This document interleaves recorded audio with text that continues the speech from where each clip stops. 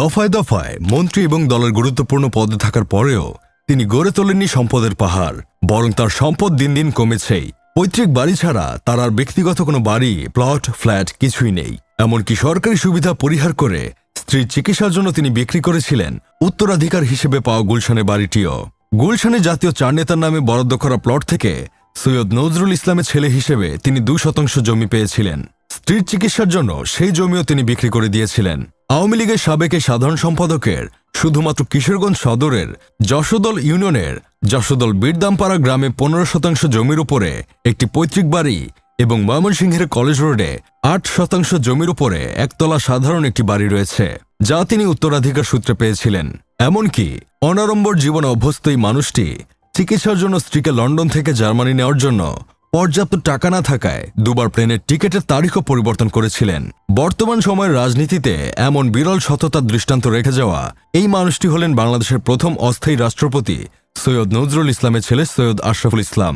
বঙ্গবন্ধু পাকিস্তানের কারাগারে বন্দী থাকায় মুক্তিযুদ্ধকালীন বাংলাদেশ সরকারের বঙ্গবন্ধুর শূন্যতা পূরণ করেছিলেন সৈয়দ নজরুল ইসলাম। যোগ্য পিতার যোগ্য সন্তান হিসেবে যুক্তরাজ্যের মূলধারার রাজনীতিতে জায়গা করে নেওয়া সাবেক ছাত্রলীগ নেতা সৈয়দ আশরাফুল ইসলাম শেখ হাসিনার ডাকে বাংলাদেশে আওয়ামী লীগের রাজনীতিতে ফিরে এসেছিলেন। দেশে ফেরার পর অংশ নিয়েছিলেন 7ম জাতীয় সংসদ নির্বাচনে। এই প্রত্যাবর্তনের পর একজন ভদ্র, বিনয়ী ও অজাতশত্রু রাজনীতিবিদ হিসেবে দলের সবার শ্রদ্ধা ও স্নেহ কুড়াতে বেশি সময় নেননি তিনি।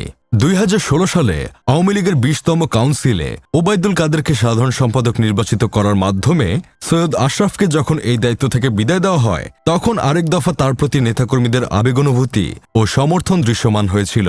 শেখ হাসিনা স্নেহের হাত দিয়ে অনুজকে পাশে রেখে তাকে দিয়েই ওবায়দুল কাদেরের নাম প্রস্তাব করান।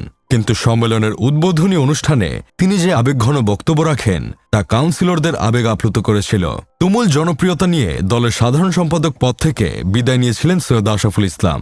দলের সাধারণ সম্পাদক থাকাকালে তিনি কখনো কোনো গণমাধ্যমকে সাক্ষাৎকার দেননি, রোজ প্রেস ব্রিফিংও করেননি। কিন্তু যখন যা প্রয়োজন সেটি সময়মতো ইতিবাচকভাবে বলতে ভুল করেননি।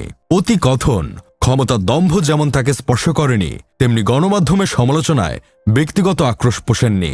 একজন উদার পশ্চিমা গণতান্ত্রিক রাজনীতিবিদের মতোই তিনি নীরবে নিভৃতে পথ হেঁটেছেন। আমৃত্যু সেই পথ থেকে তিনি কখনো বিচ্যুত হননি। তদবিরবাজ, মতলববাজ, সুবিধাবাদীরা যেমন তার কাছে ভিড়তে পারেননি, তেমনি দুর্নীতি, স্বজনপ্রীতি, ক্ষমতার অপব্যবহারে ন্যূনতম কলঙ্কের ছিটেফোঁটাও তার গায়ে লাগেনি। দলের ভেতরে বাইরে কাউকেই তিনি ব্যক্তিগত আক্রমণ বা আঘাত করে কথা বলেননি। আদর্শিক রাজনীতিতে পূর্বসূরিদের উত্তরাধিকারিত্ব বহন করে পথ হাঁটা সৈয়দ আশরাফুল ইসলাম আওয়ামী লীগের রাজনীতিতে তখন ছিলেন শেখ হাসিনার পর সবচেয়ে বেশি জনপ্রিয়, যে কারণে বঙ্গবন্ধু কন্যা শেখ হাসিনাও তার প্রতি আস্থা হারাননি। থাইল্যান্ডের বামরুনগ্রাদ হাসপাতালে চিকিৎসাধীন থাকলেও তাকেই করা হয়েছিল কিশোরগঞ্জ 1 আসনে আওয়ামী লীগের প্রার্থী।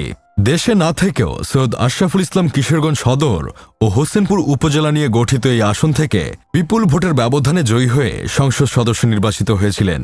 নির্বাচনে বিজয়ী করা প্রিয় নেতাকে নিজেদের মাঝে ফিরে পেতে উন্মুখ ছিলেন কিশোরগঞ্জের মানুষ। আরেকটি অবিস্মরণীয় প্রত্যাবর্তনের জন্য অপেক্ষায় ছিলেন আপামর জনতা, কিন্তু সেবার আর তা ঘটেনি। থাইল্যান্ডের বামরুনগ্রাদ হাসপাতালে 6 মাস মৃত্যুর সঙ্গে লড়াই করে সবাইকে কাঁদিয়ে তিনি পাড়ি জমান না ফেরার দেশে। কয়েকবারের মন্ত্রী ও আওয়ামী লীগের শীর্ষ পদে থাকার পরেও ইদানিংকালের রাজনীতিতে এমন অনাড়ম্বর জীবনযাপনের ঘটনা সত্যিই বিরল। আর তাই তো আওয়ামী লীগের সাবেক সাধারণ সম্পাদক সৈয়দ আশরাফুল ইসলামের মৃত্যুতে আজও কাঁদে কিশোরগঞ্জ। আওয়ামী লীগের চরম বিরোধবাদীরাও বলেন এ এক অপূরণীয় প্রস্থান।